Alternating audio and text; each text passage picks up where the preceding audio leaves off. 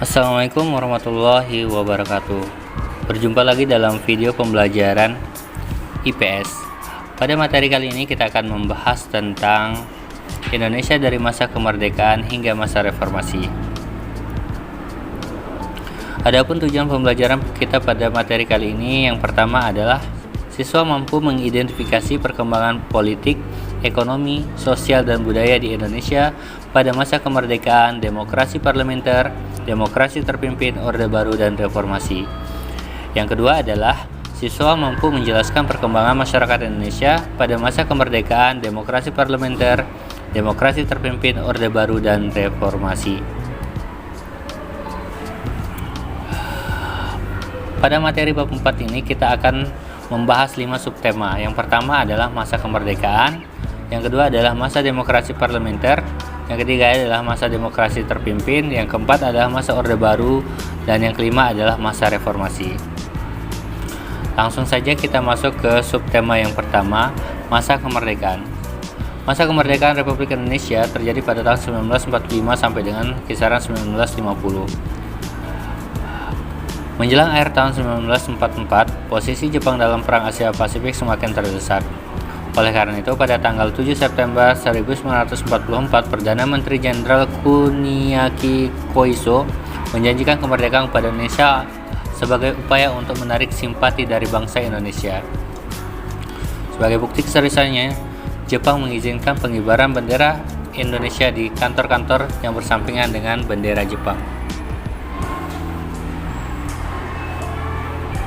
Berkaitan dengan janji yang telah dikemukakan oleh pihak Jepang pada tanggal 1 Maret 1945, kemudian dibentuklah Badan Penyidik Usaha-Usaha Persiapan Kemerdekaan, yang mana biasa disingkat dengan BPUPKI, di mana Dr. KRT Rajiman Widyodiningrat ditunjuk menjadi ketua.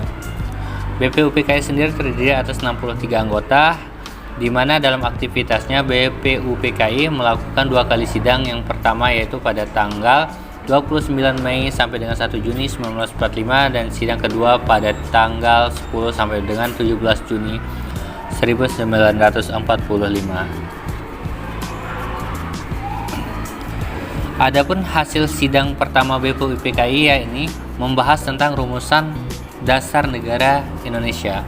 Ada 3 tokoh nasional yang menyampaikan gagasan tentang rumusan negara.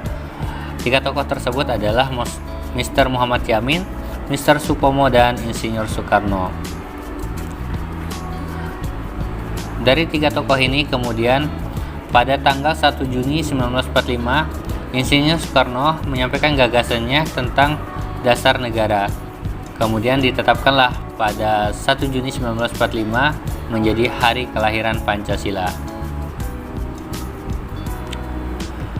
Pada sidang pertama, BPUPKI ini tidak berhasil membuat kesepakatan mengenai dasar negara. Akhirnya dibuat lagi panitia kecil yang terdiri atas 9 anggota, di mana Insinyur Soekarno sebagai ketua. Dari hasil kerja tim 9 ini berhasil merumuskan dasar negara yang tertuang dalam Piagam Jakarta atau Jakarta Charter pada tanggal 22 Juni 1945. Yang mana di dalam Piagam Jakarta ini kata mukaddimah diganti menjadi pembukaan Undang-Undang Dasar sesuai dengan setelah butir pertama diganti Ketuhanan Yang Maha Esa. Perubahan tersebut dilakukan oleh Muhammad Hatta atas usul A.A. Maramis setelah sebelumnya berkonsultasi dengan Tengku Muhammad Hasan, Kasman Singoodimejo, dan Ki Bagus Hadikusumo. Di samping adalah Piagam Jakarta yang merupakan hasil dari panitia 9. Adapun panitia 9 terdiri atas Insinyur Soekarno, Ahmad Subarjo, Abdul Kahal Muzakir, A.A. Maramis, Abikesno Cukrosujoso, Muhammad Hatta, Abdul Wahid Hashim, Agus Salim, serta Muhammad Yamin. Selanjutnya digelar sidang BPUPKI kedua, di mana pada sidang kedua ini BPUPKI membahas tentang bentuk negara Indonesia. Kemudian secara aklamasi disetujui bahwa bentuk negara Indonesia adalah negara republik.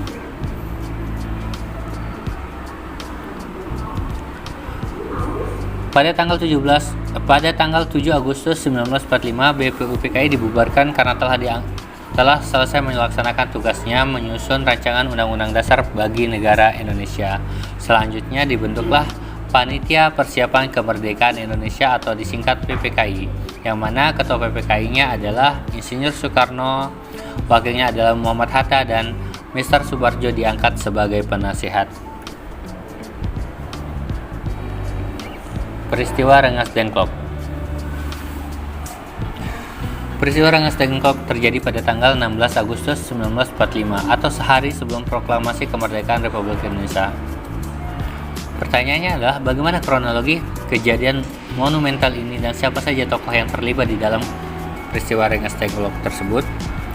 Nah, peristiwa Rengas Dengklok bermula pada tanggal 14 Agustus 1945, Sultan Syahrir mendengar kabar dari radio bahwa Jepang menyerah dari sekutu dalam Perang Asia Timur Raya. Mendengar kabar tersebut, kemudian Sultan Syahrir segera menemui Soekarno dan Muhammad Hatta untuk menyampaikan kabar tersebut. Syahrir juga mengusulkan agar Soekarno dan Hatta secepatnya memproklamirkan kemerdekaan tanpa melalui PPKI karena akan menganggap kemerdekaan Indonesia adalah hasil pemberian dari Jepang, sementara faktanya adalah Jepang sudah kalah seperti itu. Namun, usulan tersebut ditolak oleh Soekarno-Hatta karena mereka berpendapat proses pelaksanaan proklamasi harus tetap melalui PPKI sesuai maklumat dari Jepang, karena beranggapan bahwa bagaimanapun juga militer Jepang masih ada di Indonesia walaupun sudah kalah dari sekutu. Perbedaan sikap inilah kemudian mendorong para pemuda berunding pada pukul 24.00 menjelang tanggal 16 Agustus. Rapat tersebut dihadiri oleh para pemuda seperti Soekarni, Hairul Saleh, Yusuf Punto, Dr. Mawardi, Sudangko Singgi, dan Dr. Sucipto. Dalam perundingan ini disepakati bahwa Soekarno-Hatta harus dibawa keluar kota untuk menghindari pengaruh dari Jepang. Kemudian pada pukul 4.30 pagi, Soekarno-Hatta dibawa ke Rengas Dengklok oleh para pemuda. Inilah yang melatar belakangi kejadian atau peristiwa Rengas Dengklok. Sesampainya di Rengas Dengklok, Soekarno dan rombongan disambut oleh pasukan peta yang dipimpin oleh Sudangko Subeno. Niat para pemuda adalah memaksa Soekarno-Hatta memproklamirkan kemerdekaan tidak terlaksana, karena mereka akan melaksanakan proklamasi kalau sudah ada pernyataan resmi bahwa Jepang sudah menyerah kepada sekutu. Kemudian akhirnya Ahmad Soebarjo datang bersama sekretarisnya menyampaikan kebenaran informasi bahwa Jepang memang sudah menyerah kepada sekutu.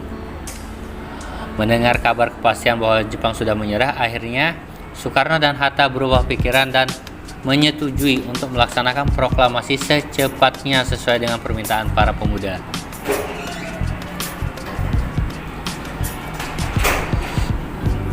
Pada malam hari, tepatnya pada tanggal 16 Agustus 1945 pukul 8 malam, Soekarno-Hatta beserta rombongan berangkat ke Jakarta.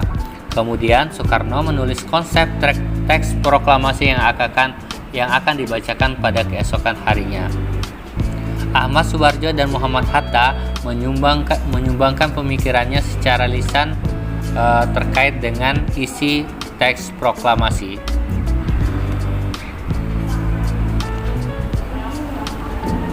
Dan pada tanggal 17 Agustus 1945, hari yang bersejarah untuk bangsa Indonesia terlaksana mulai pukul 10. Tepatnya di Jalan Pegangsaan Timur nomor 56 Jakarta, upacara proklamasi kemerdekaan Indonesia dimulai, di mana setelah pidato dan pembacaan proklamasi selesai, dilakukan pengibaran bendera merah putih yang pertama oleh Latif Hendra Diningrat dan S. Suhud. Peristiwa yang sangat bersejarah tersebut berlangsung singkat dan sangat sederhana. Meskipun demikian, peristiwa tersebut membawa pengaruh yang sangat luar biasa hebatnya bagi Indonesia karena merupakan tonggak sejarah berdirinya negara Republik Indonesia yang berdaulat dan bebas dari penjajahan. Ini adalah gambar teks proklamasi yang pertama yang ditulis oleh Pak Soekarno, dan kemudian sebelahnya adalah gambar Soekarno yang membacakan teks proklamasi pada tanggal 17 tersebut.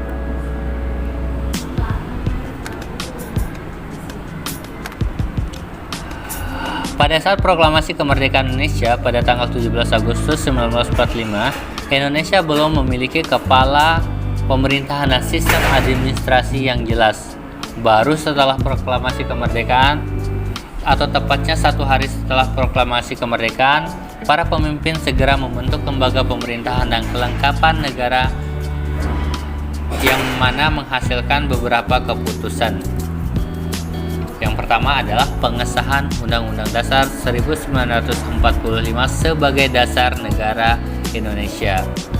Kemudian, pada rapat tersebut juga ditetapkan Soekarno dan Muhammad Hatta menjadi presiden dan wakil presiden pertama Indonesia yang dilakukan secara aklamasi.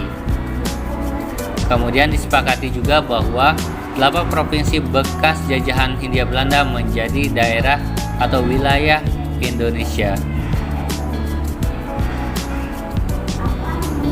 Pada rapat tersebut juga dibentuk Kementerian pertama Republik Indonesia yang berbentuk presidensial, yang mana ada 13 kementerian yang dibentuk pada saat tersebut.